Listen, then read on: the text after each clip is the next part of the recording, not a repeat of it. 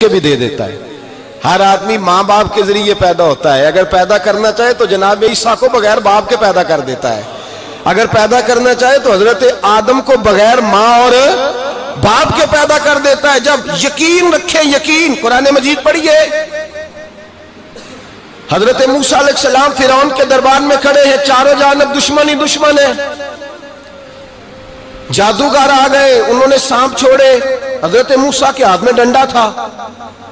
حضرت موسیٰ کہتے ہیں یا اللہ کیا کروں؟ تو اللہ تعالیٰ نے فرمایا اپنا عصا پھینک دو. کہنا چاہیے تھا نا کہ یا اللہ ایک ہی تو شے ہے, اتنے سانپ ہے, بچانے کے لیے ڈنڈا ہے وہ پھینک دوں. ڈنڈا پھینکا جاتا ہے, سانپ کو دیکھ کر کے قابو کیا جاتا ہے. یہ میرا اور آپ کا ذوق ہے نا, لیکن انبیاء کرام کا انداز ملاحظہ کیجئے میرے عزیزو. اللہ فرماتے ہیں ڈنڈا, اے موسیٰ ڈال دے اپنا عصا. پہلے نہیں فرمایا کہ سانپ بن جائے گا, فرمایا بس تو ڈال دے.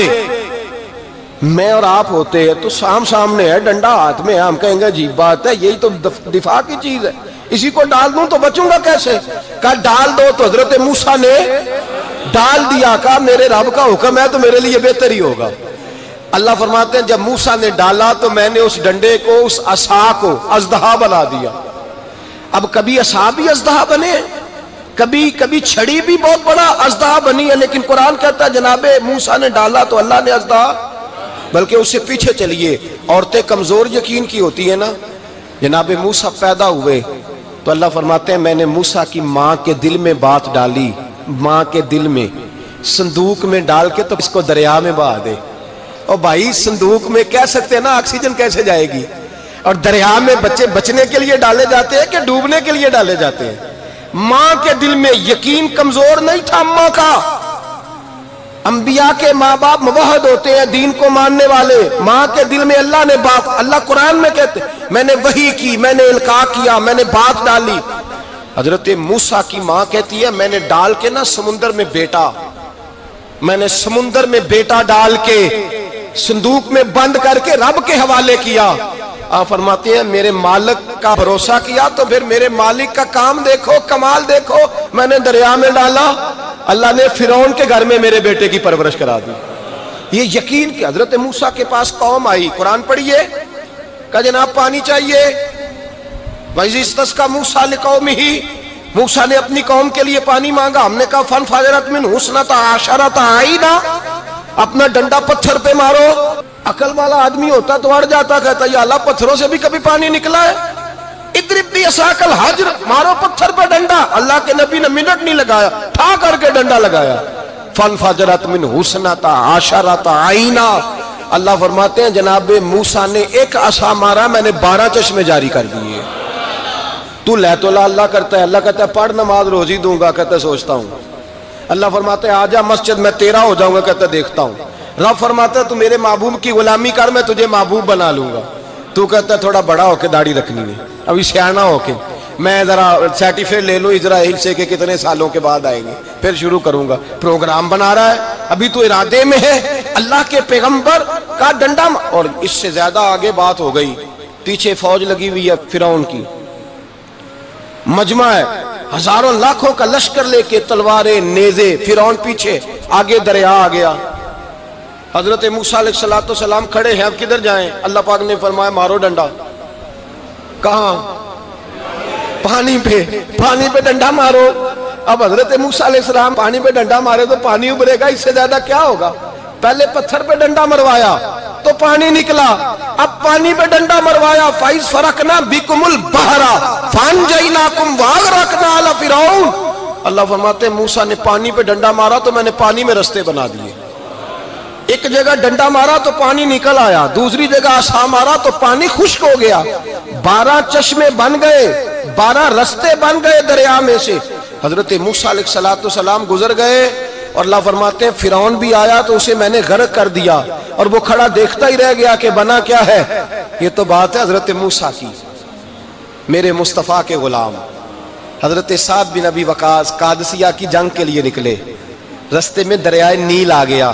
حضرت سیدنا سعد بن ابی وقاص اب کہاں سفر طے کر کے آئے, کہتے ہیں پتہ ہی نہیں تھا کہ دریا آ جائے گا. اب دور دور تک پل کوئی نہیں, صحابہ کہتے ہیں دشمن للکار رہا. حضرت سعد بن ابی وقاص دریا کنارے کھڑے ہوئے, ایمان یقین اور استقامت، ڈٹ گئے. کہنے لگے او دریا، اگر تو حضرت موسیٰ کی نافرمان قوم کو رستہ دے سکتا ہے، محمد عربی کے وفادار نوکر ہیں، ہم تو رسول اللہ کے ماننے والے ہیں، دشت تو دشت ہے، دریا بھی نہ چھوڑے ہم نے، بحر ظلمات میں دوڑا دیے گھوڑے ہم نے. فرمایا چھوڑ رستہ. صحابہ کہتے ہیں اس وقت ہم نے نعرے لگائے جب دریا نے رستہ ہی چھوڑ دیا. کہتے ہیں پھر اللہ رسول پر ہم ذکر کرنے لگے، درود پڑھنے لگے، دریا سے رستے بن گئے. فرماتے ہیں 10,000 کا لشکر گزر گیا. اس پار جب گیا نا تو حضرت سعد بن ابی وقاص نے پھر مجمع پہ نظر ڈالی. فرمایا کسی کی کچھ ہے تو نہیں رہ گئی پانی میں، کوئی دریا میں چیز تو نہیں رہ گئی. ایک صحابی کہنے لگے میرا مٹی کا پیالہ رہ گیا ہے. یار ذرا دیکھیے انداز دیکھیے، مٹی کا پیالہ. او یار چھوڑ پرا، مٹی کا پیالہ کیا ہوتا ہے؟ اب تو مٹی کے پیالے کی بات کرے گا. چھوڑ دے، کیا کرتا ہے؟ اس نے کہا پیالہ میرا رہ گیا ہے. تو حضرت سعد بن ابی وقاص کہنے لگے کیوں ہمارا پیالہ رہ جائے، ہم رسول اللہ کے نوکر ہیں. ایمان، یقین اور استقامت کی دولت. پھر دریا کی طرف دیکھا، کہنے لگے چل یار ہمارا پیالہ بھی واپس کر دے. صحابہ کہتے ہیں دریا کی لہر آئی اور پیالہ بھی واپس کر گئی. اور میرے بھائی جب ایمان کی دولت، یقین کی دولت، اعتماد کی دولت، جو بابا کہتا ہے نا کہ معاذ اللہ تعالیٰ الو کا خون لے آؤ اور شیر کی کھلڑی لے آؤ، میں کالا پیلا نیلا جادو کروں گا، اس پر لوگ دوڑ کے جاتے ہیں، 50-60 ہزار روپیہ بھی دے آتے ہیں دوڑ کے. اور اگر کہا جائے کہ مسجد آؤ 4 رکعت نماز پڑھو، حاضری دو مسجد کی، تو کہتے ہیں معرفت والے ہیں. معرفت والے نماز ہی نہیں پڑھتے، وہ کون سی معرفت ہے؟ یہاں اللہ کی بارگاہ میں جھکنے کا، چونکہ یہ لیٹ ہے نا، یہ پتہ نہیں جنت میں جا کے ملے گا، کب ملے گا، معاذ اللہ. لوگ دنیا داری کے معاملے میں پس جاتے ہیں. حکمران نے وعدہ کر دیا ہے سڑکیں پکی ہو جائیں گی، خوشحالی ہو جائے گی، موجیں لگ جائیں گی، لوگ لائنوں میں کھڑے ہیں ووٹ دینے کے لیے. اور تیرے رب نے کہا ہے تو مجھ سے ڈر جا، میں تیری دنیا بھی اچھی کر دوں گا، آخرت بھی اچھی کر دوں گا، تو ادھر آ میری بارگاہ میں جھک. لوگ اعتماد اور یقین کو اوہام پرستی کا شکار ہیں، ہم لوگ وہم کا شکار ہیں. ہم لوگ بدشگونی، ایسے ہو جائے گا ویسے ہو جائے گا، ہم ان چیزوں کا شکار. بھائی اعتماد کی دولت پیدا کریں، یقین اپنے اندر پیدا کریں، ایمان پیدا کریں، ڈٹ جائیں رب رسول کا نام لے کر.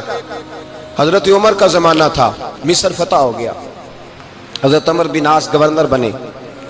رواج یہ تھا مصر کے اندر کہ ایک دریا چلتا تھا، دریائے نیل، اور سارے مصر کا انحصار اسی دریا پہ تھا.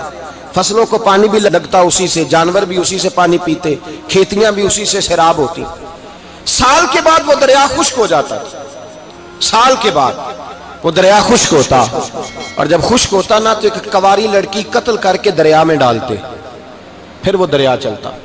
آج بھی بہت ساری جگہوں پہ اوہام پرستی ہے، کہتے ہیں ہمارے آستانے کا طریقہ ہے.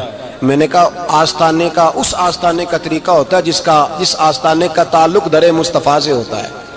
باقی کسی آستانے کا اپنا کوئی ذاتی طریقہ نہیں. طریقہ وہ جو میرے نبی پاک کا طریقہ ہے، اس سے ہٹ کر کون سا طریقہ ہے؟ ہمارے آستانے کا طریقہ ہے، ہماری یہ رسم ہے، ہمارا یہ رواج ہے. اٹھا کے بھاگ جاؤ رسم و رواج.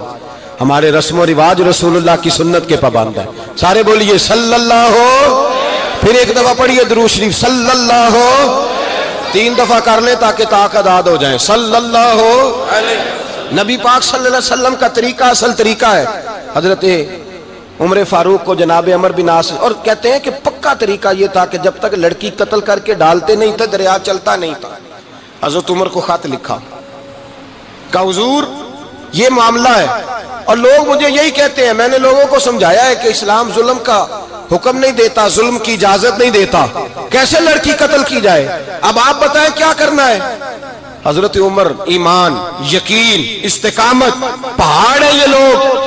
حضرت عمر نے 2 خط لکھے، ایک حضرت عمر بن عاص کے نام، دوسرا دریائے نیل کے نام. 2 خط لکھے، ایک خط لکھا دریا کے نام، ایک خط لکھا عمر بن عاص گورنر کے نام. گورنر کے نام خط لکھا تو فرمایا جتنے یہودی ہیں، عیسائی ہیں، کمزور ایمان والے، سب کو دریائے نیل پہ لے جا، اور میرا یہ دوسرا خط دریا میں ڈال دے اور سب کے سامنے ڈالنا. کہتے ہیں یہ خط پڑھنا چاہے تو تجھے اجازت بھی ہے، سنیے اور سر دھنیے اور سوچئے کہ اصل کمزوری کہاں آئی ہے. رمضان کے سب سے پہلے جمعے میں سب سے اہم موضوع چھیڑا ہے، کمزوری اور نقص واقعہ کہاں ہوا ہے. حضرت سیدنا عمر بن خطاب رضی اللہ تعالیٰ عنہ نے دریا کو مخاطب کر کے لکھا، ہو دریا اگر تو کہتا ہے نا کہ لڑکی قتل کر کے پھینکی جائے گی تو میں رسول اللہ کا ماننے والا ہوں، میں ظلم نہیں ہونے دوں گا، ہمیں تیرے پانی کی ضرورت ہی کوئی نہیں، تو بے شک پانی نہ دے۔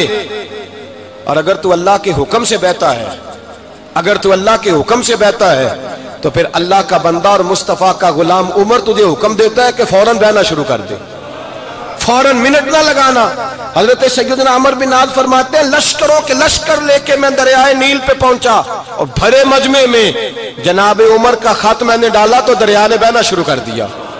فرماتے ہیں دریا بہنے لگا اور غیر مسلم کلمہ پڑھنا شروع ہو گئے۔ لوگ مجھے کہنے لگے کیا دکھایا ہے جو کلمہ پڑھ رہے ہیں؟ تو میں نے کہا دکھایا کچھ بھی نہیں، یہ حضرت عمر کے ایمان کی قوت کی برکت ہے کہ بہت سارے لوگوں نے کلمہ پڑھنا شروع کر دیا۔ یہ ایمان کی قوت، ڈرا ہوا مسلمان، سہما ہوا مسلمان، یہ کبھی امریکہ کے پیچھے بھاگتا ہے، کبھی یورپ کے پیچھے بھاگتا ہے، کبھی ادھر جاتا ہے، کبھی ادھر جاتا ہے۔ اپنی دنیا آپ پیدا کر، اگر زندوں میں ہے، سر آدم ہے، ضمیر کن فقہ ہے زندگی۔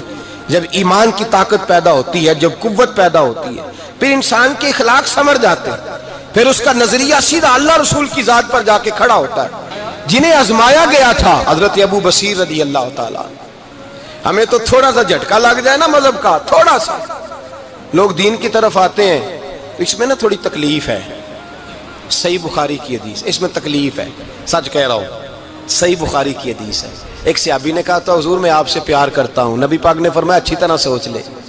سونے نہیں پیار ہے، فرمایا چل پھر سوچ لے۔ حضور بڑا پیار، میں سوچ لے، کہا محبوبہ بڑا پیار ہے، تو نبی پاک نے فرمایا پھر تیاری کر لے، جس طرح گہری جگہ پہ پانی تیزی سے آتا ہے تیری طرف مشکلات بھی تیزی سے آئیں گی، تیزی سے۔ یہ شہادت گاہ الفت میں قدم رکھنا۔ لوگ آسان سمجھتے ہیں مسلمان ہونا، ذرا اچھی طرح سوچ لے، جو مجھ سے محبت کا دعویٰ کرے گا اسے تکلیف ہے، بولو اسے تکلیف ہے، یہ پکی بات۔ جو محبت میں مخلص ہو وہ دیکھ لے میں آزمائش میں کتنا ہوں۔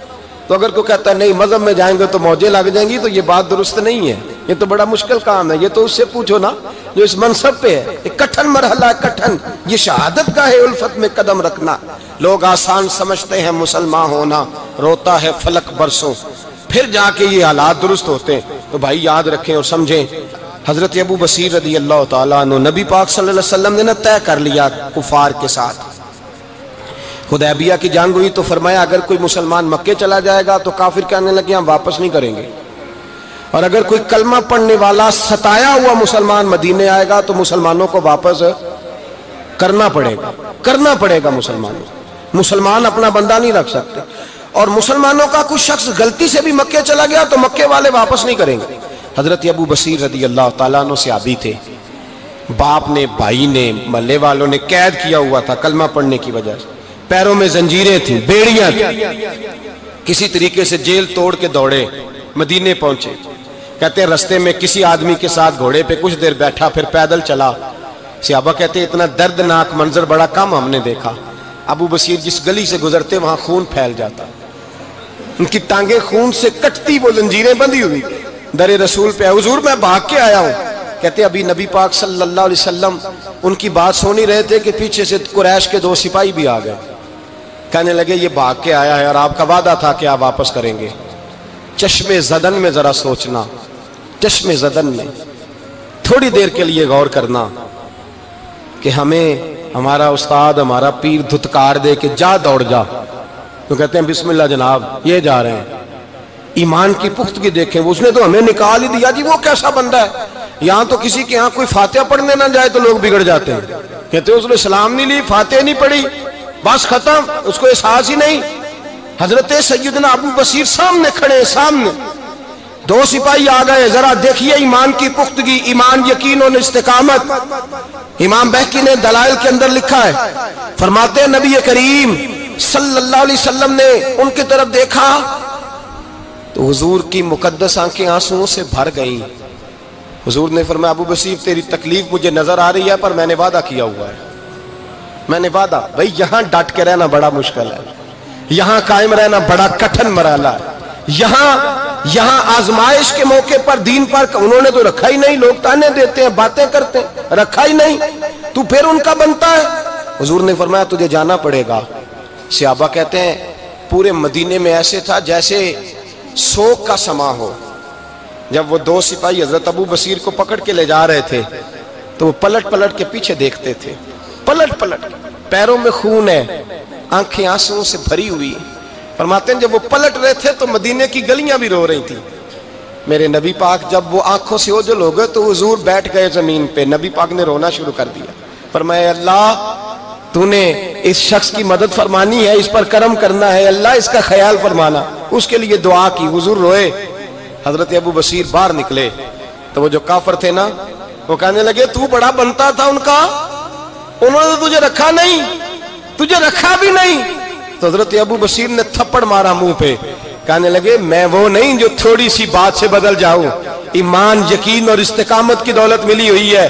آپ فرمانے لگے میرا تو ایمان اور پختہ ہو گیا ہے کہ میرا نبی اپنے وعدوں کا بڑا پابند ہے، میرا رسول اپنے وعدوں کا بڑا پابند ہے۔ حضرت ابو بصیر کہتے ہیں مدینے کی سرحد گزر گئی تو میں نے کھینچی تلوار، ان میں سے ایک سپاہی، اب آؤ میرے مقابلے میں جس نے آنا ہے۔ ایک کو مارا، دوسرا بھاگ گیا۔ فرماتے اب میں مکے جا نہیں سکتا تھا، جاؤں گا تو وہ زیادہ ماریں گے، مدینے حضور نے قبول نہ فرمایا۔ فرماتے ایک جنگل میں جا کے العیس نام کی ایک بستی تھی، وہاں ڈیرا لگا لیا، دریا کے کنارے، پانی پی لیتا، پتے کھا لیتا، تن تندور ہڈاں دا بالن تے اسی ہاواں نال تپایا، کپ کپ مکیاں پیڑے کیتے تے اتوں صبر پلیتھن لایا، تن دی ہانڈی تے من دا سالن اتے لون صبر دا پایا۔ غلام فریدا وے میں ساری تیری، غلام فریدا وے میں ساری تیری، تینوں اجے یقین نہیں آیا۔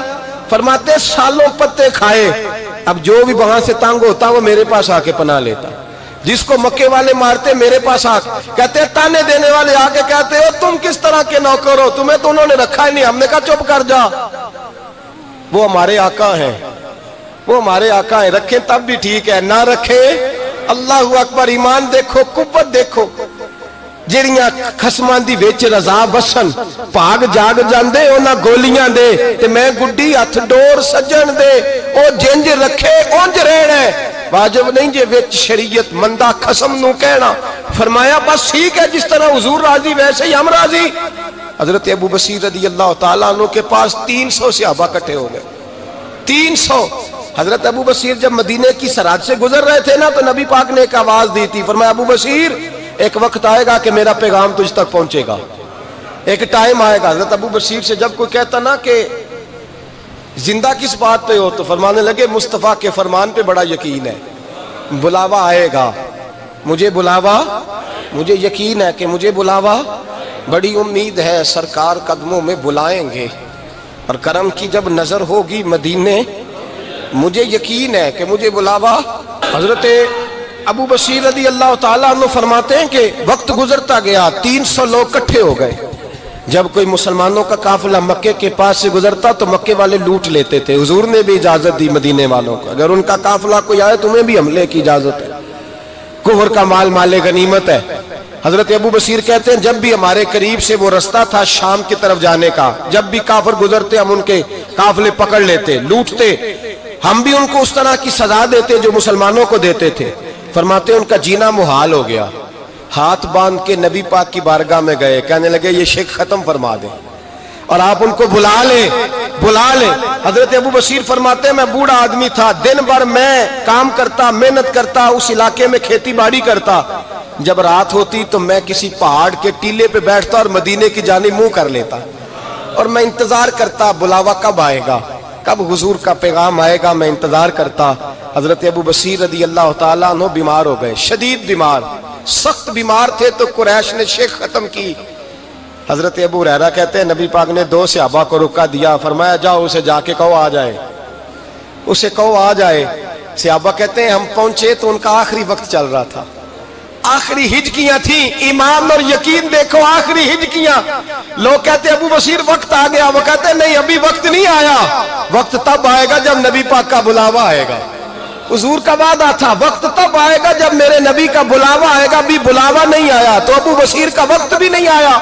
صحابہ کہتے ہم نے جا کے رکا تھمایا، اٹھنے کی بھی طاقت نہیں تھی۔ جب حضور کا رکا لیا نا تو دونوں یوں مٹھیاں بند کر لی، گویا جھوم جھوم کے نعرے لگانے لگے آؤ دیکھو میرے نبی کے وعدے کتنے سچے ہیں، آؤ دیکھو حضور کے وعدے، چومتے حضور کا نامہ، سر پہ رکھتے، سینے سے لگاتے۔ اور کہتے ہیں پھر بلند آواز سے کلمہ پڑھنے لگے. کہنے لگے حضور میں حاضر ہوا. یا رسول اللہ میں آیا. کہتے ہیں بلند آواز سے کلمہ پڑھا اور ان کی روح پرواز کر گئی. ان کی روح پرواز کر گئی. نبی رحمت صلی اللہ علیہ وسلم کے غلاموں کا یقین، اعتماد اتنے اعلیٰ درجے کا. کمزور مسلمان، دائیں بائیں دیکھتا مسلمان، کفر کے وعدوں پر اعتبار کرتا، یہودی عیسائی اور سکھ کے وعدوں پر اعتبار کرتا، دنیا دار ٹھگ اور چور کے وعدوں پر اعتبار کرتا، یہ رب کریم کے وعدے پر اعتبار نہیں کرتا. یہ اللہ رسول کے ساتھ اپنی توجہ کو مبذول نہیں کرتا. میرے رسول کریم سید عالم صلی اللہ علیہ وسلم کے غلاموں نے اعتماد کر کے، یقین کر کے ہمیں بتلایا ہے کہ جب تیرے پاس یقین کی دولت ہوتی ہے پھر تو دنیا کا طاقتور آدمی ہوتا ہے. جب تیرے پاس ایمان کی قوت ہوتی ہے تو دنیا کا سب سے مضبوط شخص ہوتا ہے. اپنے آپ کو مضبوط کریں، اپنے اندر ایمان کی توانائی پیدا کریں. یہ جھوٹے وعدوں پر، جھوٹی تسلیوں پہ اپنے آپ کو زندہ نہ رکھیں. نہ دیکھیں دائیں بائیں کیا ہو رہا ہے، توجہ سیدھی اللہ رسول کی جانب رکھیں. مضبوط ایمان پیدا کریں، تگڑا، دانائی والا. امید ہے آپ کو جناب یہ ویڈیو پسند آئی ہوگی. اس کو لائک کر دیں اور چینل کو سبسکرائب کر دیں اور کمنٹس میں مجھے بتائیں آپ کو یہ ویڈیو کیسی لگی ہے. اور انشاءاللہ اگلی ویڈیو میں آپ سے پھر ملاقات ہوگی. اگلی ویڈیو تک اللہ حافظ.